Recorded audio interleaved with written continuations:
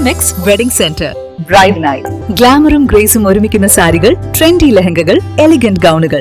ട്രെൻഡുകൾ മാറാം, ഗുണമേന്മ മാറില്ല, സ്റ്റൈൽ മാറാം.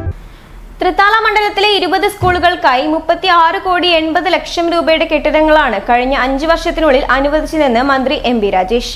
പരുതൂർ കരിയന്നൂർ GMLP സ്കൂളിന്റെ പുതിയ കെട്ടിടം ഉദ്ഘാടനം ചെയ്ത് സംസാരിക്കുകയായിരുന്നു മന്ത്രി. പരുതൂർ പഞ്ചായത്തിലെ കരിയന്നൂർ ഗവൺമെന്റ് LP സ്കൂളിലാണ് പുതിയ കെട്ടിടം നിർമ്മിച്ചിരിക്കുന്നത്. സംസ്ഥാന സർക്കാരിന്റെ പ്ലാൻ ഫണ്ടിൽ നിന്നും 1 കോടി രൂപ ചെലവഴിച്ചാണ് പുതിയ കെട്ടിടം യാഥാർത്ഥ്യമാക്കിയത്. കെട്ടിടത്തിന്റെ ഔപചാരികമായ ഉദ്ഘാടനം മന്ത്രി MP രാജേഷ് നിർവഹിച്ചു. 6 ക്ലാസ് മുറികളുള്ള 2 നില കെട്ടിടമാണ് തുറന്നു കൊടുത്തത്.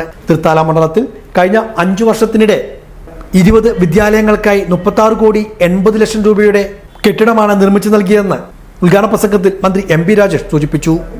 ആയിരക്കണക്കിന് രൂപ മാസം ഫീസ് കൊടുത്ത് പഠിക്കുന്ന സ്കൂളിലല്ല, അവിടെയുള്ളതിനേക്കാൾ സൗകര്യം ഇപ്പൊ കേരളത്തിലെ സർക്കാർ സ്കൂളുകളിലുണ്ട്. അത് ഈ ഗവൺമെന്റ് നടപ്പാക്കിയ പൊതുവിദ്യാഭ്യാസ സംരക്ഷണ യജ്ഞത്തിന്റെ ആർക്കും തള്ളിക്കളയാനും നിഷേധിക്കാനും കഴിയാത്ത അഭിമാനകരമായ നേട്ടമാണ്. ഇതാണ് വികസനം എന്ന് പറയുന്നത്. അത് കണ്ണിന്റെ മുമ്പിൽ കാണുന്നതാണ്, കടലാസിലുള്ളതല്ല, ഫേസ്ബുക്കിലുള്ളതുമല്ല. കണ്ണിന്റെ മുമ്പിൽ കാണുന്ന വികസനമാണ്. ഇനി ഇത് ഒരൊറ്റപ്പെട്ട കാര്യമാണ്.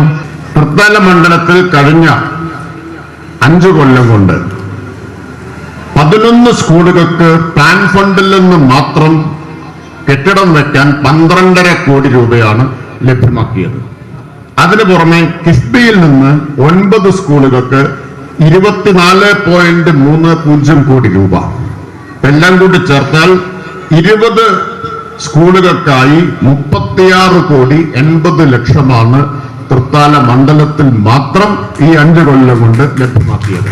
തൃത്താല മണ്ഡലത്തിൽ വരുന്ന 40 ദിവസം നടപ്പാക്കുന്ന വികസനോത്സവം പദ്ധതിയിൽ 331 കോടി രൂപയുടെ പദ്ധതികളാണ് യാഥാർത്ഥ്യമാകുന്നതെന്നും മന്ത്രി സൂചിപ്പിച്ചു. പൂർത്തിയായ 156 പദ്ധതികളുടെയും ഇനി തുടങ്ങുന്ന 15 എണ്ണത്തിന്റെയും എല്ലാം കൂടി നോക്കുമ്പോൾ 331 കോടി രൂപയുടെ പദ്ധതികളാണ് അടുത്ത 40 ദിവസം കൊണ്ട് തൃത്താലയിൽ യാഥാർത്ഥ്യമാവുന്നത്. 1ഉം 2ഉം അല്ല, 331 കോടിയുടെ. അതിൽ 26 പദ്ധതികൾ 1 കോടിക്കും 10 കോടിക്കും ഇടയിലുള്ളതാണ്.